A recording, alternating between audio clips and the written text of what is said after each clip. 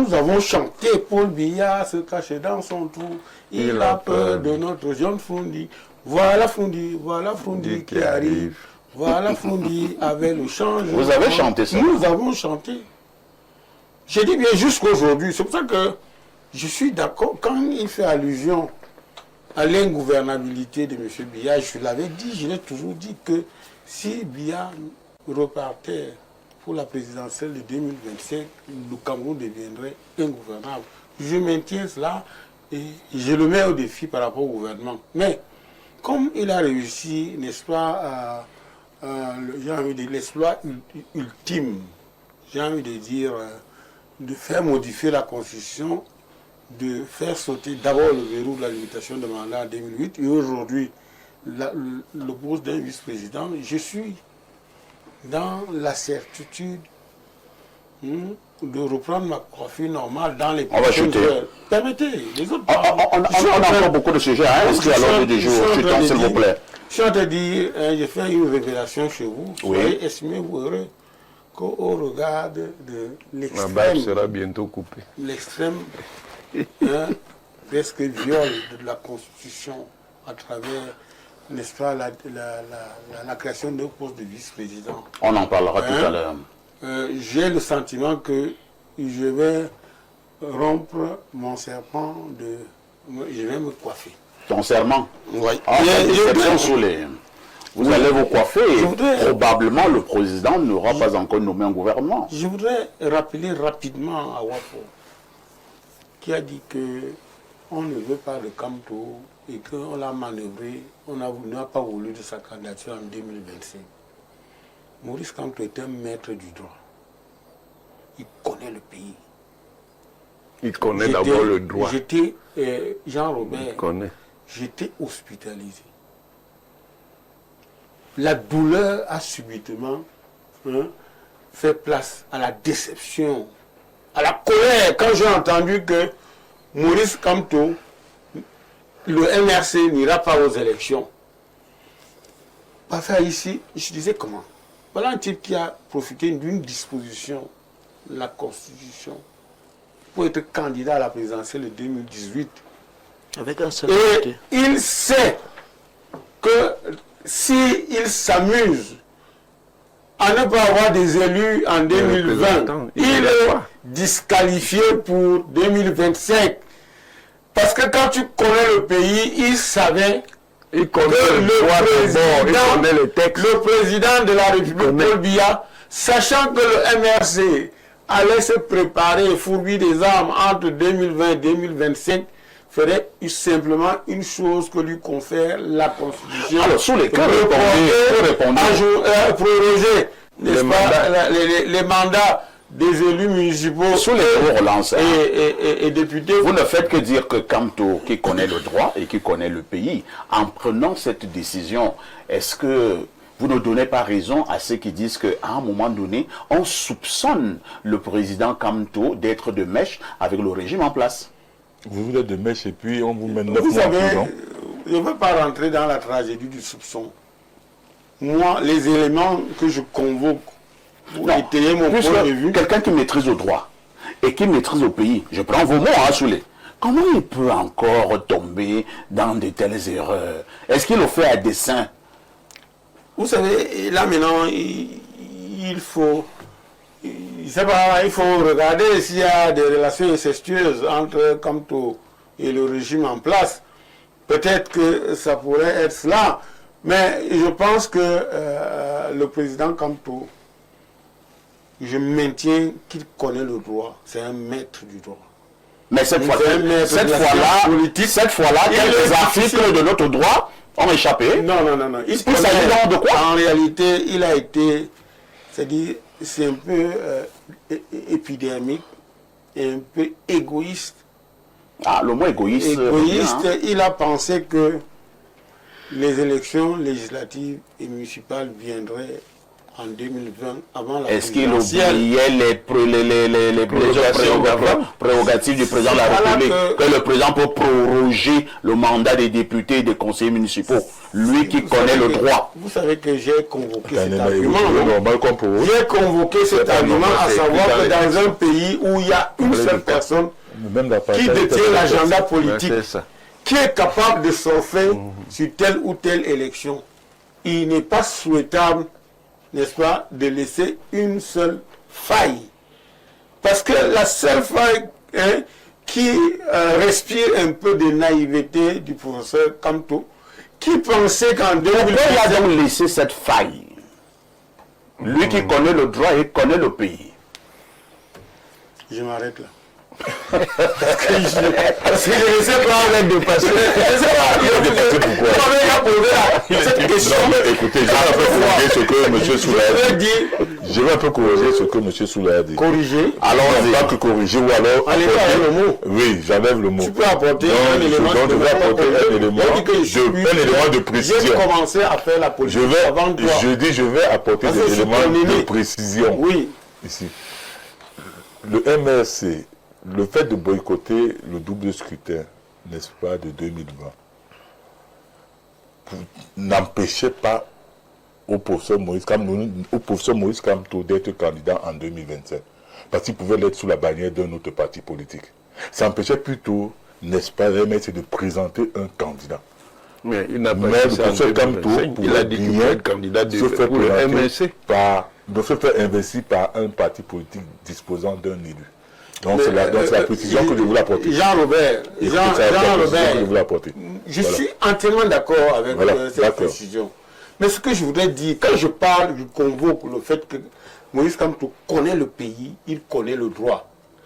Il sait que le fait qu'il ne soit pas allé aux élections législatives et municipales de 2020, il signait son arrêt de mort. Lui-même l'avait dit, hein. N'est-ce pas? Lui-même l'avait dit. Il savait. Non, mais. Non, lui-même l'avait dit. En allant aux élections 2020, il ne sera pas candidat en 2025. Il a dit. Jean-Robert, Moïse Kamto savait que le pays, les barons du système allaient utiliser toutes les disponibilités du droit pour le vaciller, pour le botter en touche. Non, je vais vous dire. Je voudrais aussi Même dire... si le RDC investissait Kamto, on allait refuser sa candidature. Merci. Dieu donné chi. Vous avez dit... On évolue, hein. Dieu donné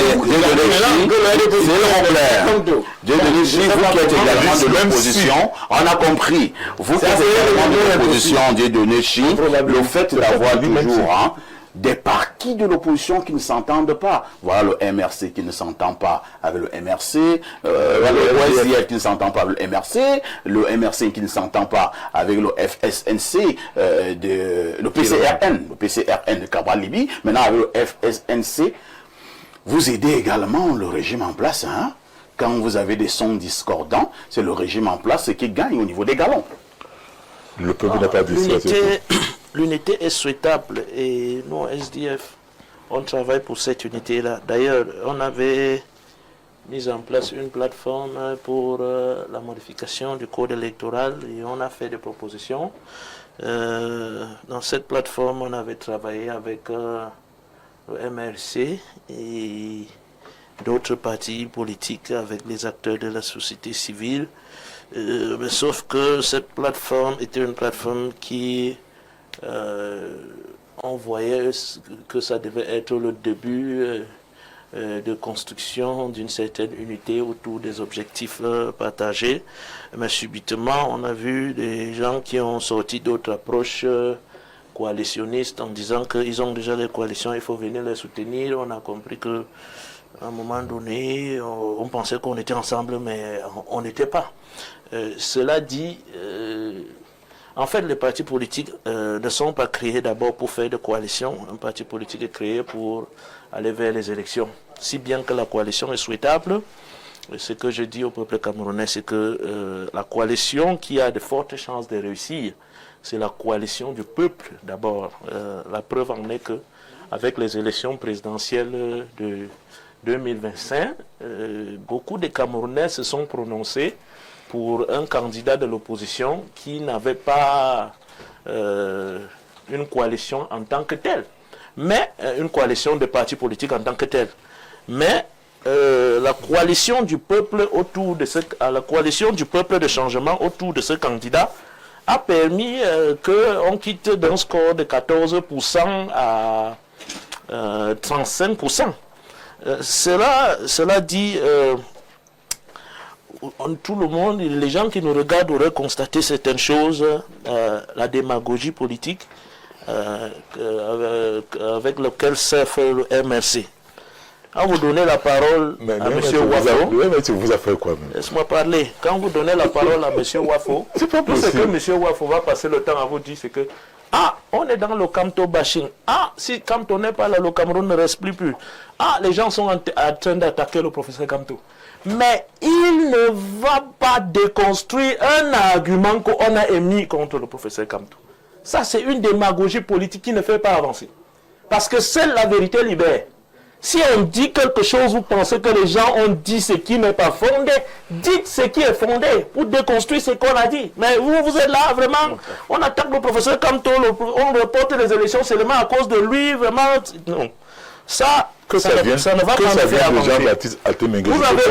Vous avez pris la parole maintenant, vous dites que en n'allant pas aux élections, s'il vous plaît, que n'allant pas aux élections, le professeur Kamto savait qu'il devait déposer sa candidature avec un autre parti politique. Donc, le débat que vous avez animé autour du mandat impératif là, c'était de la distraction. Mais c'est le mandat impératif.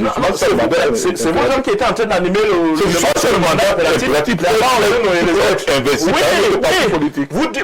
En animant le débat sur le mandat impératif, vous avez donné l'impression que le MLC pouvait investir un candidat. C'était ce que vous étiez en train de dire. Mais aujourd'hui, vous mentez carrément sans avoir honte. Vous dites que non, le président Kamto prévoyait aller dans un autre parti politique. Donc, en 2020, vous avez sacrifié tout un appareil politique de MLC en attendant pour aller dans un autre parti politique. Vous avez dit, laissez-moi parler. Du professeur Kamto était normale. Laissez-moi parler. Je ne l'ai pas dit. Je ne l'ai pas dit. Je ne l'ai pas dit. D'ailleurs, c'est lui qui a travaillé avec le gouvernement pour faire les lois. C'est lui qui a travaillé avec le gouvernement pour modifier la constitution. C'est pas moi qui va lui rappeler ça. Je ne l'ai pas dit. Bien mort. Je vous ai dit que depuis que vous êtes sorti du SDF, votre carrière politique est morte. Là, vous voyez la mort partout. Et cette mort que vous prononcez là, c'est seulement la vôtre que vous allez prononcer. On va checker. Je ne peux pas finir sans dire un mot sur les propos que vous avez tenus à l'endroit du SDF, notamment le président national actuel. Le SDF, on aurait signé une pétition pour faire rapatrier les Camerounais de la diaspora et ceci, cela. Il s'agissait de la Temporary Protection Status. Et au niveau du Parlement, ils ont signé cette pétition. Pour demander qu'on arrête la TPS. Et le SDF, en tant que parti démocrate, a pris position là-dessus. Nous n'avons pas partagé cette...